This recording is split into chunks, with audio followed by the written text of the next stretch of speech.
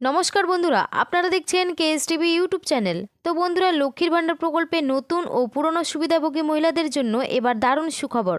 সামনে 2026-এ পশ্চিমবঙ্গে বিধানসভা নির্বাচন, তার আগে লক্ষ্মীর ভাণ্ডার প্রকল্পে এবার বড় চমক। আবারও বাড়তে চলেছে লক্ষ্মীর ভাণ্ডার প্রকল্পের টাকা।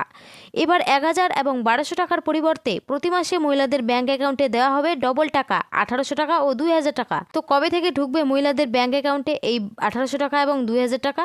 এ বিষয়ে রাজ্য সরকারের তরফ থেকে বর্তমানে কী আপডেট রয়েছে সেটা কিন্তু আপনারা এই ভিডিওর মাধ্যমে জানতে পারবেন।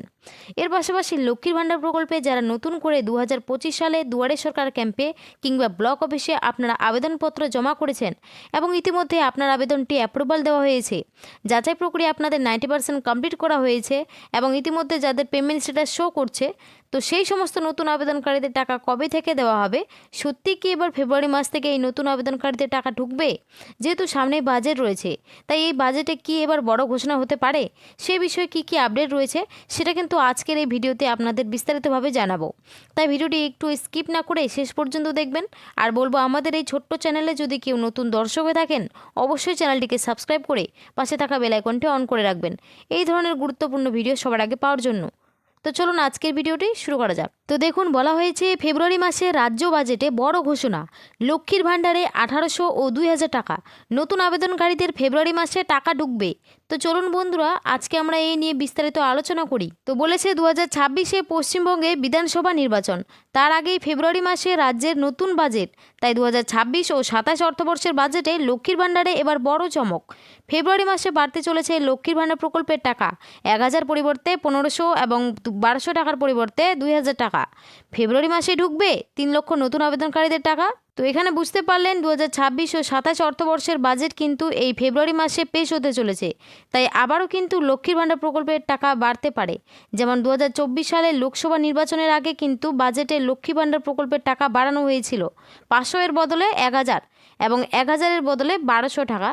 ঠিক তেমনই আশা করা হচ্ছে 2026-এ যেহেতু পশ্চিমবঙ্গের বিধানসভা নির্বাচন রয়েছে, তাই এই বিধানসভা নির্বাচনের আগে যে বাজেট পেশ হবে 2026 ও 27 অর্থবর্ষের, সেই বাজেটে কিন্তু লক্ষ্মীর ভাণ্ডার প্রকল্পের আবারও টাকা বাড়তে পারে, এমনটাই কিন্তু বলা হয়েছে। এর পাশাপাশি যারা নতুন করে আবেদন করেছিলেন তাদেরও কিন্তু টাকা দেওয়ার তারিখ এই বাজেটে কিন্তু ঘোষণা করতে পারে।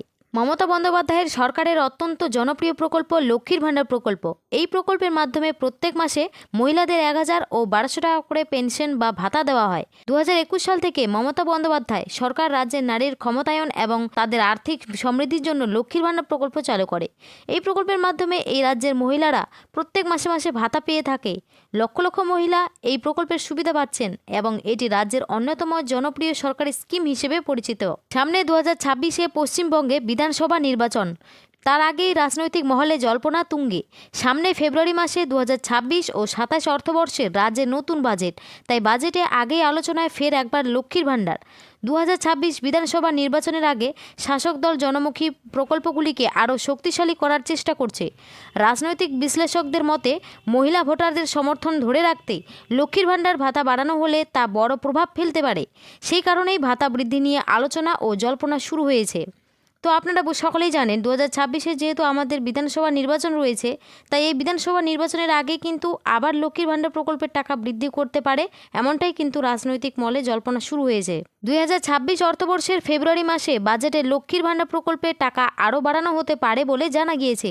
2024-এ লোকসভা নির্বাচনে বিশেষ করে যেমন লক্ষ্মীর ভাণ্ডার টাকা 500 ও 1000 পরিবর্তে 1000 ও 1200 টাকা করেছে, ঠিক তেমনই এবারেও 2026 বিধানসভা নির্বাচনের আগেই লক্ষ্মীর ভাণ্ডারের টাকা 1000 ও 1200 টাকার পরিবর্তে 1800 ও 2000 টাকা করতে পারে, যাতে সাধারণ মানুষের হাতে বেশি টাকা পৌঁছয় এবং সংসারের খরচ চালাতে সুবিধা হয়।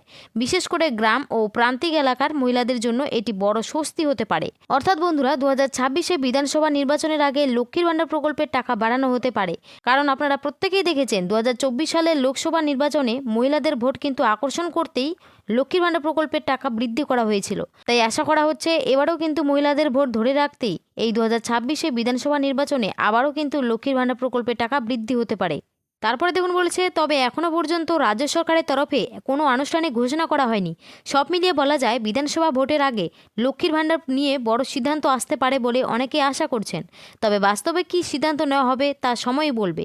তবে টাকা বাড়লে তপশিলি ও সাধারণ শ্রেণীর মহিলাদের আরও কিছু নথি জমা দিতে হতে পারে। অর্থাৎ বন্ধুরা বুঝতেই পারলেন, লক্ষ্মীর ভাণ্ডার প্রকল্পে এই যে টাকা বাড়ানোর বিষয়ে আপডেট প্রকাশিত হয়েছে, সেটা কিন্তু এখনও পর্যন্ত রাজ্য সরকার তরফ থেকে কোনো আনুষ্ঠানিক বা অফিসিয়ালিভাবে কিন্তু ঘোষণা করা হয়নি। কত টাকা বাড়ানো হবে এবং কত টাকা করে মহিলারা ব্যাংক অ্যাকাউন্টে পাবে সে বিষয়ে কিন্তু এখনও পর্যন্ত সরকারিভাবে কোনো ঘোষণা করা হয়নি। তবে আশা করা হচ্ছে বিধানসভা নির্বাচনের আগেই, অর্থাৎ এই ফেব্রুয়ারি মাসের বাজেটে কিন্তু লক্ষ্মীর ভাণ্ডার প্রকল্পের টাকা বৃদ্ধি করা হবে।